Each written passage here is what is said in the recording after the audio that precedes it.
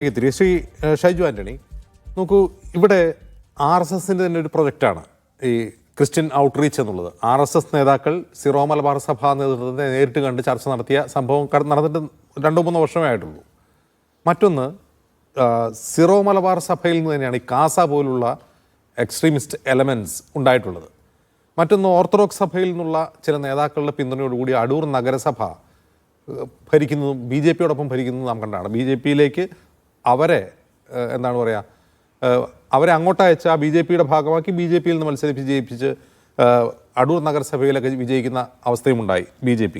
അപ്പോൾ ചില പ്രത്യേക സഭാവിഭാഗങ്ങളെ തെരഞ്ഞുപിടിച്ചാണ് കേരളത്തിലും BJP ഈ ക്രിസ്ത്യൻ ഔട്ട്റീച്ച് നടത്തുന്നത്. അതേസമയം ഉത്തരേന്ത്യയിൽ ഇവിടെ ഷിബു മീരാനൊക്കെ പറഞ്ഞതുപോലെ തല്ലുകൊള്ളുന്നവർ മറ്റ് ഡിനോമിനേഷനിൽപ്പെട്ടവരാണ്.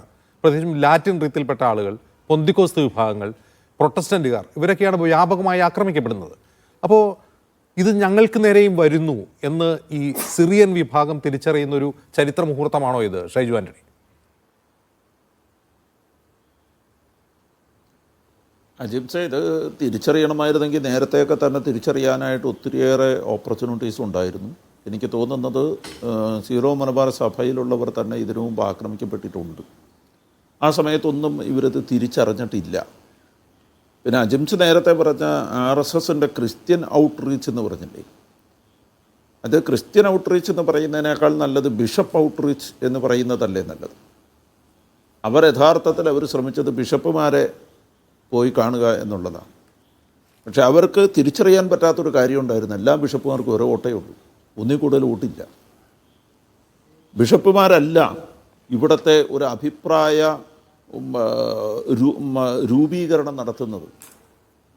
ആ തിരിച്ചറിവ് അവർക്കുണ്ടാകുന്നത് ഇനിയെങ്കിലും ഉണ്ടാകുന്നത് നല്ലതാണ്. അടിസ്ഥാനപരമായി വിശ്വാസത്തെ തൊട്ടാൽ, അടിസ്ഥാനപരമായി ഞങ്ങൾക്കുള്ള അവകാശത്തെ തൊട്ടാൽ ഇവിടെ എല്ലാ ക്രിസ്ത്യാനികളും ഒരുമിച്ചാകും. എല്ലാ ക്രിസ്ത്യാനികളും ഒരുമിച്ചാകും. ഇത് നിസ്സാരമായൊരു കാര്യമല്ല. അവിടെയാണ് ആ തിരിച്ചറിവാണ് ഒരു പക്ഷേ RSSന് വല്ലാതെ വൈകി ഉണ്ടാകുന്നത്. അപ്പോൾ അതുകൊണ്ട് RSS കണ്ടുപിടിച്ച മറ്റൊരു തന്ത്രമാണ് എന്താണ്, ഇവിടെ ലവ് ജിഹാദ് ഉണ്ട്, ഇവിടെ മുസ്ലിങ്ങൾക്കെതിരെ മുസ്ലിം ക്രിസ്ത്യൻ വിരോധം ഉണ്ടാക്കിയെടുക്കുക എന്നൊക്കെ പറയുന്നത് RSS കണ്ടുപിടിച്ച നല്ല സ്വയംഭൻ തന്ത്രമാണ്. അത്തരമൊരു തന്ത്രത്തിൻ്റെ പുറകിൽ നിന്നുകൊണ്ട് അവർ കളിച്ചു കൊണ്ടിരിക്കുമ്പോഴാണ് ഉത്തരേന്ത്യയിൽ അത്തരമൊരു തന്ത്രമല്ല, അതിനേക്കാൾ ഭീകരമായ തന്ത്രമുണ്ടാകുന്നു. അവിടെ ഒരു ഹൈന്ദവ കൺസോളിഡേഷൻ ഉണ്ടാകണമെങ്കിൽ ആ കൺസോളിഡേഷൻ്റെ ഭാഗമായി ക്രിസ്ത്യാനിയെയും മുസ്ലിമിനെയും അടിക്കണം. രണ്ടുപേരെയും അടിച്ചാൽ മാത്രമാണ് അവിടെ ഒരു ഹൈന്ദവ കൺസോളിഡേഷൻ ഉണ്ടാവുകയുള്ളൂ.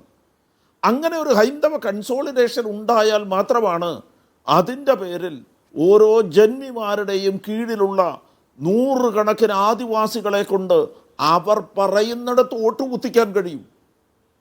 100 കണക്കിന് ആദിവാസികളാണ്, ഓരോ ജന്മിമാർക്കും തീരെഴുതി കൊടുത്ത പോലെയാണ്.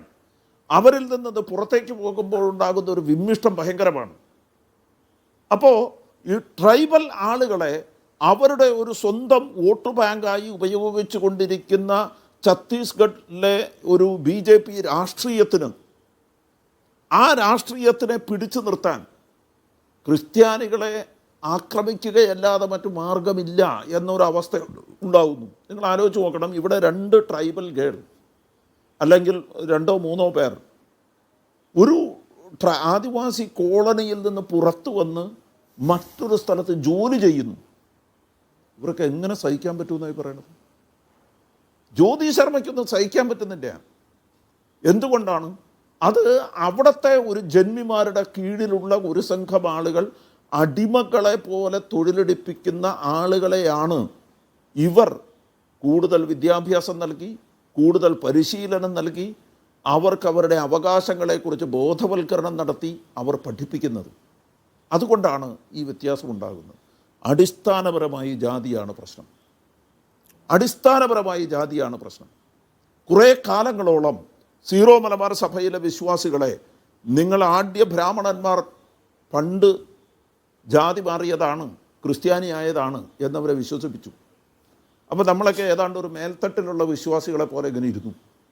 അതുകൊണ്ടാണ് പറ്റിപ്പോയത്. അത്തരമൊരു വിശ്വാസത്തിനകത്ത് നമ്മൾ ജീവിച്ചു പോയത് കൊണ്ടാണ് ഇത് കാണാതെ പോയത്. ഇവിടെയാണ് ഈ മുനമ്പം പ്രശ്നമൊക്കെ നമ്മൾ കാണേണ്ട ഒരു കാര്യം. ഈ മുനമ്പം പ്രശ്നത്തിനകത്ത് നിങ്ങൾ ആലോചിച്ച് നോക്കണം. ഈ മുനമ്പം പ്രശ്നത്തിനകത്ത് ഈ സർക്കാർ, BJP സർക്കാർ എത്ര ആശയോടുകൂടിയാണ്. നിങ്ങളൊന്ന് ആലോചിച്ച് നോക്കി, ആ ബജറ്റ് അവതരിപ്പിച്ച സമയത്ത് അവിടെ പടക്കം പൊട്ടിച്ച് ആഘോഷിച്ചു, ഇല്ലേ? പടക്കം പൊട്ടിച്ച് ആഘോഷിച്ചു, ബില്ല് പാസ്സായി. എന്നിട്ട് എന്ത് സംഭവിച്ചു? ഇപ്പോഴും അവിടെ സമരം നടക്കുകയാണ്. ആ പാവം മനുഷ്യരുടെ കഞ്ഞിക്കലത്തിൽ ഇവർ മണ്ണ് വാരിയിട്ടു. ഇതാണ് ഇവരെയൊക്കെ തെറ്റിദ്ധരിപ്പിക്കുന്ന ഒരു കാര്യം. അതേപോലെ ഒരു തെറ്റിദ്ധാരണയല്ലേ കഴിഞ്ഞ ദിവസം ഇവിടെ നിന്ന് BJPയുടെ സംസ്ഥാന ജനറൽ സെക്രട്ടറി അനൂപ് ആൻ്റണി അവിടെ ചെന്നിട്ട് നടത്തിയ ഒരു പത്രസമ്മേളനത്തിലും കണ്ടത്? എന്താണ് പറഞ്ഞത്?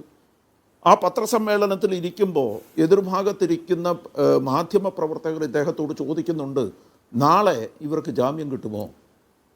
അനൂപ് ആൻ്റണി പറയുകയാണ്, എനിക്ക് പ്രതീക്ഷയുണ്ട്, ഞങ്ങൾക്ക് പ്രതീക്ഷ നൽകുന്ന തീരുമാനമുണ്ടാകും.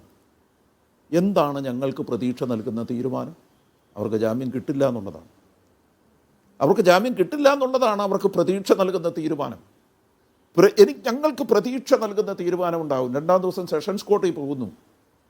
സെഷൻസ് കോടതി അതെടുത്ത് NIA കോടതിയിലേക്ക് വിടുന്നു. വളരെ വിചിത്രമാണ് NIA കോടതിയിലേക്കൊക്കെ വിടുക എന്നുള്ളത്. നോക്കൂ, NIA ഈ കേസെടുത്ത് ഏറ്റെടുക്കുമ്പോൾ ഞങ്ങൾക്കെല്ലാം വലിയ ആശങ്കയുണ്ട്.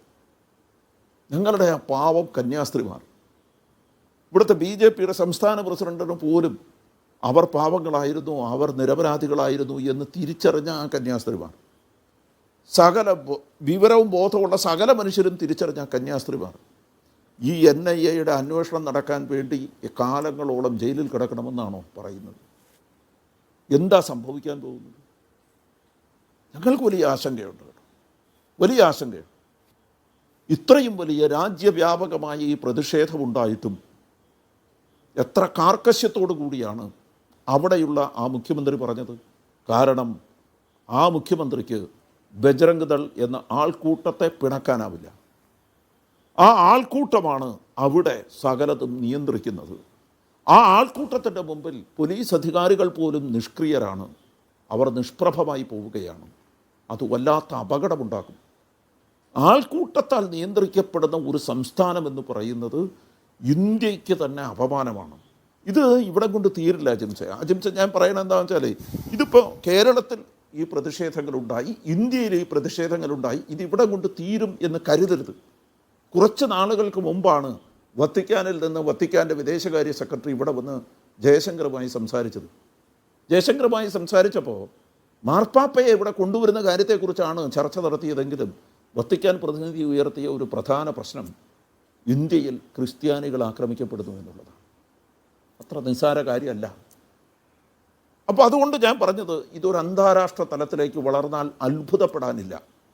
ഇതിൻ്റെ ചർച്ചകൾ, ഇതിൻ്റെ അലയൊലികൾ ഇന്ത്യക്ക് പുറത്തും ഇന്ത്യക്ക് നാണക്കേടുണ്ടാക്കുന്ന തരത്തിലേക്ക് മാറും.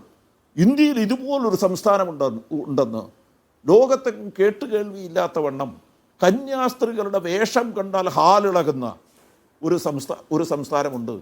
പർദ്ദ അണിഞ്ഞു പോകുന്ന ഒരു സ്ത്രീയെ കണ്ടാൽ ചെരുപ്പ് കൊണ്ട് പുറകിലേക്ക് എറിയുന്ന ഒരു സംസ്കാരമുണ്ട് എന്ന് തിരിച്ചറിയുകയാണ്.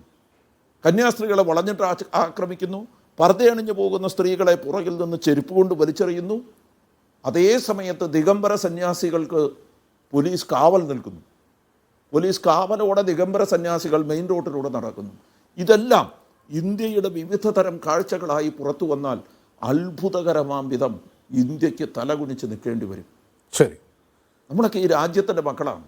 ആ രാജ്യത്തോടുള്ള സ്നേഹവും രാജ്യത്തോടുള്ള അസ്തിത്വവുമൊക്കെ ചോദ്യം ചെയ്യാൻ ഇവിടെ ഈ ഒരു കൂട്ടം വിവരമില്ലാത്ത, വെറും തീവ്ര സ്വഭാവം മാത്രമുള്ള ബജ്രംഗ് ദൾ പ്രവർത്തകരെ പോലെയുള്ള ആളുകളാണ് അത് ചോദ്യം ചെയ്യാൻ വരുന്നത് എന്നത് ശുഭോദർക്കമല്ല എന്ന് പറയാതിരിക്കാനാവില്ല. ശരി ഷൈജു.